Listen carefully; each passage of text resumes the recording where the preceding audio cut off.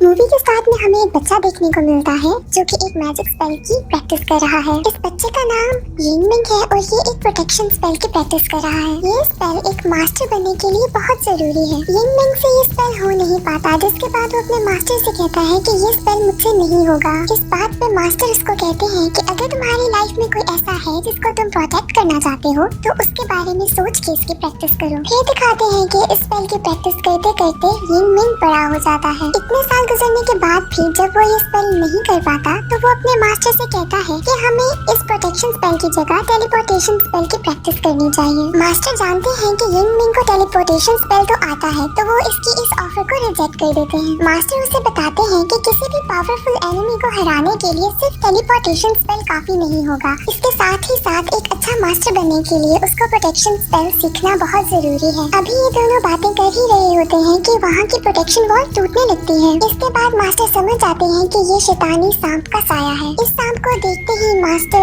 यिंगमिंग को किसी दूसरी डायमेंशन में ट्रांसपोर्ट कर देते हैं और इसके बाद अपने 3 गार्डियन स्पिरिट्स को बुलाते हैं। ये तीनों गार्डियन स्पिरिट्स यहाँ मास्टर की हेल्प करने के लिए आते हैं। यहाँ 2 गार्डियन स्पिरिट्स उस प्रोटेक्टिव वॉल को बचाने की कोशिश करते हैं और एक गार्डियन स्पिरिट मास्टर को प्रोटेक्ट करती है। पर इन 3 गार्डियन स्पिरिट्स की हेल्प का कोई फायदा नहीं होता और प्रोटेक्टिव वॉल टूट जाती है। इतने में वहाँ पर यिंगमिंग बाकी स्टूडेंट्स को लेकर पहुँच जाता है। वो सांप इन सब पे हमला करने ही वाला होता है कि मास्टर जी सब स्टूडेंट्स को कहते हैं कि वो प्रोटेक्शन स्पेल यूज करें। जहाँ बाकी स्टूडेंट्स प्रोटेक्टिव स्पेल इस्तेमाल करने लगते हैं, यिंगमिंग मास्टर की बात नहीं सुनता और टेलीपोर्टेशन स्पेल यूज करने लगता है। यहाँ सांप यिंगमिंग पे अपना जहरीला अटैक करने ही लगता है। मास्टर यिंगमिंग के सामने आके उसको बचा लेते हैं। यहीं दूसरी तरफ मास्टर का एक गार्डियन स्पिरिट खुद को सैक्रिफाइस करके सांप को मार देता है। अब यिंगमिंग अपने मास्टर की डेथ से बहुत परेशान है और बहुत ही ज्यादा दुखी कि उसकी वजह से उसके मास्टर के पूरे जिस्म में जहर फैल रहा है। मास्टर मरने से पहले यिंगमिंग को इस सांप की सच्चाई बताते हैं। वो बताते हैं कि कैसे 300 साल पहले इंसानों की ही लालच की वजह से ये सांप जन्म लेता है। इस सांप को कैद करने के लिए 4 मास्टर सामने आए थे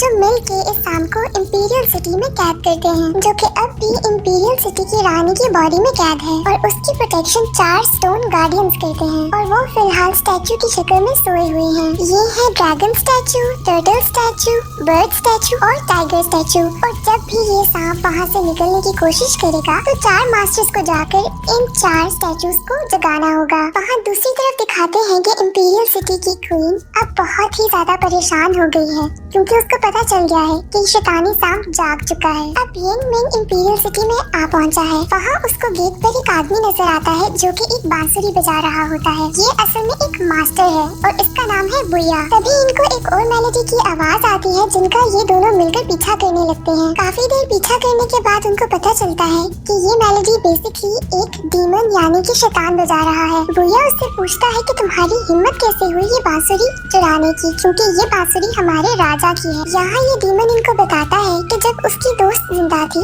तो वो महल में गाने गाया करती थी और वो अक्सर इसी धुन को बजाया करती थी। मुझे बस उसकी याद में ये धुन सुननी थी। बुया को शैतानों से सख्त नफरत थी। यहाँ पर वो शैतान को मारने ही वाला होता है कि यिंगमिंग उसको बचा लेता है। यहाँ यिंगमिंग बुया को बताता है कि ये एक डीमन तो जरूर है पर इतना भी कोई बुरा नहीं कि तुम उसको मार दो। बुया यिंगमिंग से कहता है कि ये एक शैतान है और बहुत बुरा है, इसको अच्छाई और प्यार के बारे में क्या पता। यिंगमिंग कहता है कि क्यों नहीं, इसको क्यों नहीं पता होगा। इन्हीं बातों की वजह से यिंगमिंग और बुया में लड़ाई हो जाती है। लड़ाई में यिंगमिंग उसको हरा देता है जिसके बाद बुया वहाँ से चला जाता है। बेसिकली बुया को इंपीरियल सिटी में उसी सांप से लड़ने के लिए बुलाया गया था क्योंकि वो उन मास्टर्स में से एक मास्टर था, लेकिन ना यिंगमिंग को इस बात का पता होता है और ना ही बुया को। इसके बाद वो डीमन यिंगमिंग से कहता है कि मास्टर जी आप मुझे अपना गुलाम बना लें। अब यिंगमिंग इस डीमन को अपना गार्डियन स्पिरिट बना लेता है और इसका नाम रख देता है किलिंग स्टोन। अब नेक्स्ट सीन में हमें क्वीन का महल दिखाते हैं जहाँ पर 3 मास्टर जमा हो चुके हैं, यिंगमिंग, बुया और यांगपिंग। पर चौथा मास्टर हांगरू यहाँ पर अब नहीं है और यहाँ पर ही यिंगमिंग और बुया को पता चलता है कि ये दोनों मास्टर्स हैं। यहाँ पर यिंगमिंग की महल के प्रीस्ट से भी मुलाकात होती है जो कि वहाँ की रानी का बॉडीगार्ड भी है। ये प्रीस्ट उनको बताता है कि गार्डियन एंजल्स को जगाने के लिए रिचुअल कल किया जाएगा और ये लोग आज आराम करने के लिए जल्दी सो जाएं। यहाँ यिंगमिंग देखता है कि इस प्रीस्ट की शक्ल उसके मास्टर से बहुत ज्यादा मिलती है। अब नेक्स्ट सीन में दिखाते हैं कि सुबह इन सब मास्टर्स की मुलाकात प्रिंसेस से होती है और इनको पता चलता है कि सफर के दौरान चौथे मास्टर हांगरू को किसी ने मार दिया है और अब ये मास्टर्स इस बात को डिस्कस करने के लिए रानी के पास जाते हैं। अब यहाँ पर रानी पर्दे में रहने वाली है, जो कि सिर्फ पर्दे के पीछे से ही ऑर्डर देती है। रानी यहाँ पर बहुत ही ज्यादा परेशान और गुस्से में आती है कि इतने ज्यादा इम्पोर्टेंट रिचुअल को करने से पहले ही किसने चौथे मास्टर को मार दिया। अब इसके बाद वो रानी सारे रिचुअल की जिम्मेदारी प्रिंसेस को दे देती है। वो साथ ही मास्टर हांगरू की मौत की इन्वेस्टिगेशन करने का ऑर्डर देती है और अपने महल के प्रीस्ट को कहती है कि वो फोर्थ मास्टर बन जाए। अब इसके बाद वो चारों मास्टर्स रिचुअल स्टार्ट कर देते हैं, जिसके दौरान ही प्रिंसेस के ऊपर कोई डीमन अटैक करता है। यहाँ पर यिनमिंग प्रिंसेस को बचा लेता है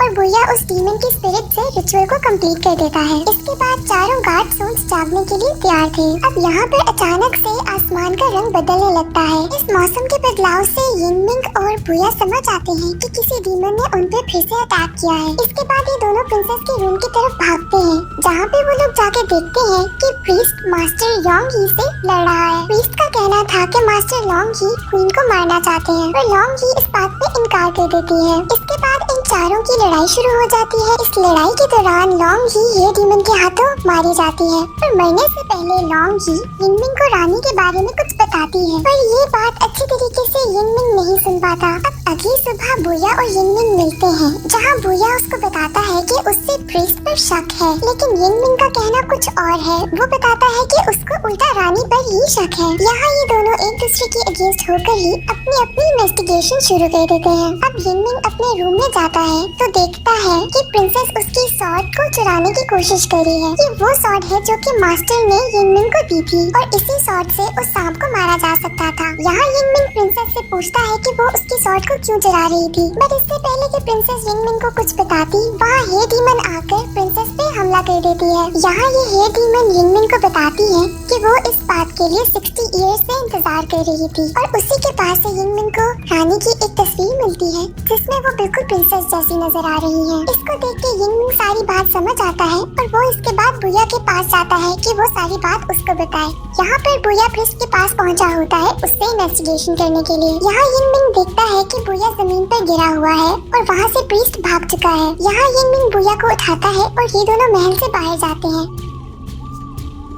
वहाँ पर उनको प्रिंसेस और प्रीस्ट दोनों मिलते हैं। बुया प्रिंसेस से पूछता है कि उसने और प्रीस्ट ने रानी को धोखा क्यों दिया। यहाँ पर यिनमिंग उसको बताता है कि ये प्रिंसेस नहीं बल्कि रानी ही है, यानी कि प्रिंसेस ही रानी है और रानी ही प्रिंसेस है। और जिसको उन्होंने पर्दे में देखा था वो रानी नहीं बल्कि रानी का स्टैचू था, जिसको प्रीस्ट कंट्रोल कर रहा था। आखिर ये सब कुछ चल क्या रहा है? तो बात दरअसल ये है कि जब उस सांप ने इंपीरियल सिटी पे हमला किया था तो उन 4 मास्टर्स ने सांप को हरा दिया था, जिसके बाद रानी यानी कि प्रिंसेस यांगपिंग ने उस सांप को अपनी बॉडी में कैद कर लिया था, जिसके बाद वो इमॉर्टल हो गई और उसके बाद से उनकी उम्र नहीं बदली। अब रानी को उस सांप को अपने अंदर कैद करने के लिए खुद को भी इंपीरियल सिटी में कैद करना था और वो कभी भी अपने महल से बाहर नहीं जा सकती थी। तो अब इतने सालों से महल में रह रहकर प्रिंसेस को नाउमीदी सी होने लगी थी और वो बहुत ही ज्यादा उदास हो गई थी। इसके बाद महल में आते हैं यिनमिंग के मास्टर, जिनके आने की वजह से प्रिंसेस का दिल बहल गया, बट वो वहाँ पर हमेशा के लिए नहीं रह सकते थे और उनको वहाँ से जाना पड़ता है। लेकिन प्रिंसेस उदास ना हो तो वो मास्टर उनको एक गार्डियन एंजल देते हैं, जो कि बिल्कुल उन जैसा दिखता है और वो गार्डियन एंजल कोई और नहीं बल्कि वो प्रीस्ट ही था। अब प्रिंसेस को तो यही लगता है कि प्रीस्ट वही मास्टर है, पर वो कोई और नहीं गार्डियन एंजल ही है। अब कुछ अर्से के बाद प्रीस्ट प्रिंसेस से कहता है कि वो इमॉर्टल होना चाहता है और क्योंकि प्रीस्ट बिल्कुल मास्टर जैसा लगता है, प्रिंसेस बात मान लेती है। लेकिन इस बात के लिए उसको अपनी बॉडी से वो सांप निकालना होगा, जिसको उसने काफी अरसे से अपने जिस्म में कैद करके रखा था। इसके बाद उस सांप को प्रीस्ट को अपनी बॉडी में कैद करना होगा, जिससे वो इमॉर्टल हो जाएगा। ये बात सुनने के बाद यिनमिंग और बुया उन प्रीस्ट के ऊपर हमला कर देते हैं। यहाँ प्रीस्ट उन पर टेलीपोर्टेशन स्पेल यूज करता है, बट जैसे कि हमें पता है कि यिनमिंग की टेलीपोर्टेशन स्पेल बहुत स्ट्रॉन्ग है, वो उनके स्पेल से बच जाता है। दूसरी तरफ हमें दिखाते हैं कि प्रिंसेस की बॉडी में बहुत ज्यादा पेन स्टार्ट हो गई है, जिसका मतलब ये है कि वो सांप उनकी बॉडी से निकलने वाला है। अब सांप के निकलते ही प्रिंसेस मॉर्टल हो गई है। इसके बाद वो सांप प्रीस्ट की बॉडी में चला जाता है, जिससे वो प्रीस्ट अब इमॉर्टल हो चुका है। देखते ही देखते प्रीस्ट एक बड़े जहरीले सांप में बदल जाता है और वो अब इंपीरियल सिटी को तबाह करने लगा है। इसके साथ ही साथ वो 4 गार्डियन स्टोन्स एक्टिवेट हो गई हैं, जिसके बाद वो अब पूरी इंपीरियल सिटी के बाहर एक प्रोटेक्टिव लेयर बनाने लगे हैं ताकि वो स्नेक वहाँ से बाहर ना निकल सके। पर यहाँ पर एक गार्डियन स्टोन एक्टिवेट नहीं होता, जो कि एक बर्ड है। अब ये बर्ड इसलिए एक्टिवेट नहीं हुआ था क्योंकि रिचुअल के दौरान प्रीस्ट ने जानबूझ के उसको एक्टिवेट नहीं किया था। अब इसके बाद यिंगमिंग अपने 3 गार्डियन स्पिरिट्स को बुलाता है ताकि वो उनकी मदद कर सके। अब इनमें से एक गार्डियन स्पिरिट तो यिंगमिंग के सामने एक प्रोटेक्टिव वॉल बनाता है ताकि यिंगमिंग को कुछ ना हो, और बाकी 2 उस सांप से लड़ने लगते हैं। अब यहाँ पर हमें बहुत ही ज्यादा हैवी फाइट देखने को मिलती है। जब सिचुएशन बहुत ही ज्यादा आउट ऑफ कंट्रोल होने लगती है तो यहाँ पर प्रीस्ट खुद सामने आता है ताकि वो खुद लड़ सके। यहाँ पर प्रीस्ट उन गार्डियन स्पिरिट्स को मार देता है। यहाँ पर बुया को डर होता है कि ये सांप कहीं इंपीरियल सिटी से बाहर ना निकल जाए। यहाँ पर दिखाते हैं कि वो प्रोटेक्टिव वॉल कंप्लीट हो चुकी है, जिसने पूरी इंपीरियल सिटी को कवर कर लिया है। यहाँ पर बुया किसी न किसी तरीके से अपनी बॉडी से उस बर्ड स्टैचू को जगा लेता है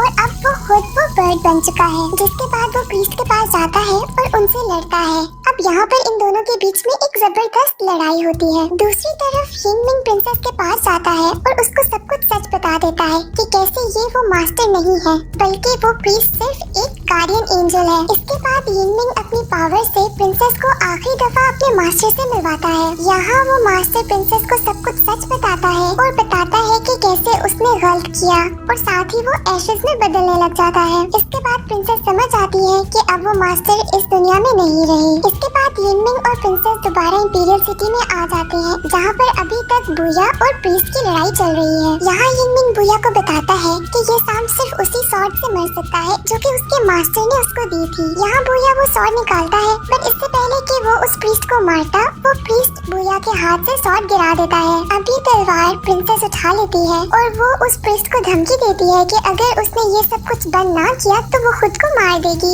इसके साथ ही वो सॉर्ड से अपना गला काट देती है और खुद को मार देती है। ये देखते ही प्रीस्ट बहुत ही ज्यादा टूट जाता है क्योंकि वो काफी अरसे से प्रिंसेस के साथ था और ये दोनों बहुत क्लोज हो चुके थे। अब इस बात का फायदा उठाते हुए बुया इस प्रीस्ट पे हमला करता है। यहाँ पर सांप के साथ साथ प्रीस्ट दोनों मर जाते हैं और इस तरह से प्रोटेक्शन वॉल खत्म होने लग जाती है, और इसके साथ ही यहाँ पर मूवी भी एंड हो जाती है।